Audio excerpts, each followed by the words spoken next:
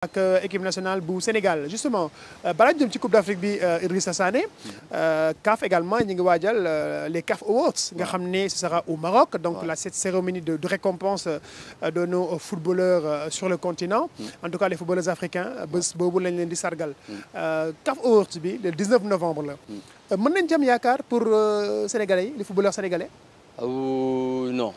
Ah oui, pourquoi? Je pense que Hakimi va largement le remporter. Oui. Dans les autres catégories? Oui, peut-être dans les autres catégories, peut-être mën nañu ñëw aussi les jeunes. Oui. Peut-être mën nañu ñëw aussi entraîneurs yi Pape Thiaw peut-être. Oui. Mais bon après pour le Ballon d'Or africain.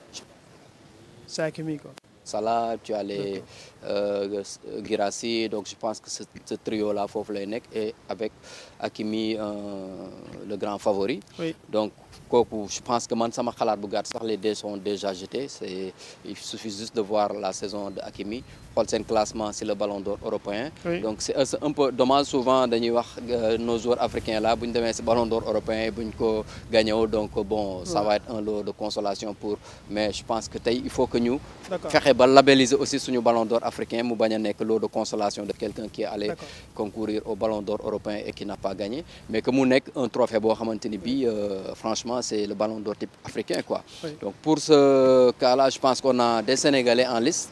Mën nañu espérer si yeneen par exemple meilleur jeune footballeur. D'autres catégories quoi. Peut-être waaye meilleur jeune yi entraîneur yi mais pour le Ballon d'Or bu mag bi je pense que c'est mort pour le Sénégal. D'accord, c'est mort. Mais justement bu ñu nee Maroc wax 19 novembre wax CAF Awards ni nga ko waxee Hakimi part largement favori pour remporter quand même le Ballon d'Or africain. Mais est-ce que dina ñëw est-ce que du ñëw vous savez suñu dernier thème mooy nekk la blessure d'Achraf Hakimi nga xam ne mi ngi ko amee la semaine dernière diggante Paris Saint-Germain Bayern de Munich bi ko Luis Diaz taclé donc par derrière ñu ko Achraf Hakimi génn bi muy génn ci terrain au Parc des Princes tegul tànk bi donc après tout le Maroc a retenu son souffle ñoom it tax itam def coupe d'Afrique bu ni mel te ki nga xam ne la star du moment au Maroc c'est Achraf Hakimi donc Maroc yëpp am yaakaar ci moom ba sànq sax bi Walid Regragui le sélectionneur du Maroc di wax ci moom ne en tout cas Hakimi sera avec nous à la prochaine Coupe d'Afrique que ce soit sur le terrain ou dans les vestiaires Hakimi dafay nekk ak ñun donc loolu la Walid Regragui wax ci conférence de presse bi justement Idrissa Sané Hakimi cette blessure-là qui fait mal et qui fait tâche à moins d'un mois on va dire à un mois de cette Coupe d'Afrique des Nations nga xam ne dëkkam moo koy organisé moom itam mu nekkoon sur une très belle lancée mais il rejoint l'infirmerie du côté du Parc des Princes avec le Paris Saint-Germain et c'est dommage quand même. Oui, en tout cas ce serait un très très gros coup dur.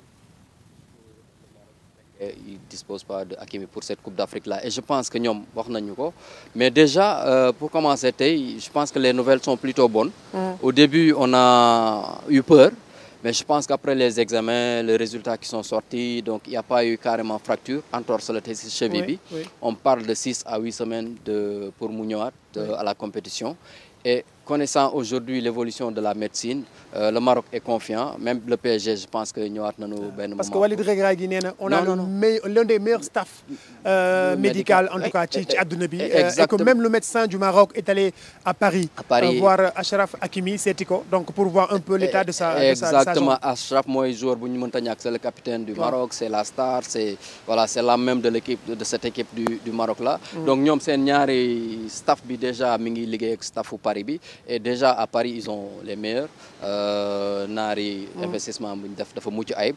Du coup c'est clair que Hakimi ils l'auront pour la CAN. D'accord. Muy premier match ou pour quart de finale demi-finale je sais pas ils l'auront. Ça me rappelle juste ñun quand on avait perdu Sadio Mané ñu ne ñu il est blessé il n'ira pas à la Coupe du Monde choc bu mu ñu defoon au Sénégal c'est le même choc qui se passe actuellement au Maroc sauf que ñoom je pense qu'ils vont être beaucoup plus chanceux que ñun que cette blessure là amul ça ne nécessite pas une opération. Mën na rater début compétition bi mais il peut rentrer. Ça ñoom bu ñuy wax ak yow sax dañ naa la même pour début compétition bi le 21 il sera mais je sais qu'il va pas prendre de risque quand même Walid. Injection sax mën na fi ne mën nañ ko piquer et puis mu football d'accord parce que déjà blessure bi comme yeggul ci ay fracture ak yenn kii donc c'est moins grave après l'avoir dans une équipe, c'est une bonne chose parce que l'adversaire aussi, Achraf Hakimi, chassant le travail qu'il fait en tant que défenseur qui marque des buts, je pense qu'il faut que Maroc amko et ils vont tout faire pour l'avoir comme Ninko Waché. Je pense que tout est bien parti pour Achraf à la CAN. Voilà, justement, Bougnou Dessé sur la blessure d'Achraf Hakimi. On va écouter un confrère du Maroc, le journaliste marocain Chentouf El Mehdi, Momitam, journaliste marocain. Là. Chentouf, justement, revenez avec nous sur cette blessure d'Achraf Hakimi qui fait peur aux supporters marocains parce que le Maroc retient son souffle, n'est-ce pas? Bonjour à tous. Tout d'abord, je tiens à remercier chaleureusement l'équipe de Imedia Invest et l'émission Marhaban pour cette belle initiative et pour leur intérêt envers le football marocain en général. Comme vous voyez, aujourd'hui, le Maroc tout entier retient son souffle après la blessure de Achraf Hakimi, un choc immense pour le peuple marocain. Au-delà, le joueur Hakimi est un leader, un modèle, un ambassadeur du football africain moderne. Le voir blessé vraiment à quelques semaines de la CAN qui sera organisée au Maroc a profondément touché le cœur des Marocains. Mais au Maroc, un mot domine tout, l'espoir de le voir revenir vite, plus fort et encore avec cette énergie et ce patriotisme qui le caractérise. Partout dans les rues, comme vous voyez, aussi dans les cafés, surtout dans les réseaux sociaux, les supporters expriment une émotion sincère, mais aussi une confidence absolue en leur équipe et en leurs héros. Le football, c'est avant tout une aventure humaine, faite de passion, de blessures, mais surtout de courage et de résilience. Et le Maroc l'a déjà prouvé à la Coupe du Monde dernière. Cette équipe s'est relevée, se battre et unir tout un peuple. Voilà, c'est tout ce qu'on peut dire sur Hakimi. Merci encore à Imedia Invest pour cet échange. Et vive le football africain, fier et uni. Salut! Voilà, c'était Chentouf El Mehdi, journaliste marocain sur la blessure d'Achraf Hakimi. Il est revenu largement, en tout cas, pour nous donner beaucoup plus de détails du côté du royaume chérifien où, bien sûr, Idrissa, Gaï, même journaliste marocain, avec supporters, Achraf Hakimi, c'est la star de cette équipe-là. Parce que même au sein du Paris Saint-Germain, c'est un cadre, Achraf Hakimi. C'est pas n'importe qui au PSG. Non, mais c'est clair, PSG déjà, c'est ballon d'or européen, le débat s'est posé entre Achraf ou Ousmane Dembélé. Après, ils ont préféré voter pour Ousmane Dembélé. Donc ça veut dire tout ce que ça veut dire. Tay mom ak Nuno Mendes performance ñu nek di def comment on peut lui Enrique les a transformés ba ñu nek des défenseurs qui marquent des buts.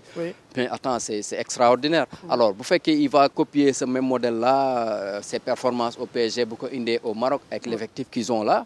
Jouer à domicile sans lui, ça va être un gros coup dur. Maintenant, ils sont confiants, ils ont raison de l'être. Moi, nous aussi, on a eu ce cas avec Ismaël Sarr quand on allait au Cameroun à la CAN. On s'est dit qu'il faut en tout cas mon ex-équipe. Même vous faites qu'on peut utiliser à partir des quarts de finale. Il faut nous avoir cette équipe. Donc je pense que le Maroc va faire la même chose. Avec un peu plus de chance, ils pourront l'utiliser ces premiers matchs. Voilà.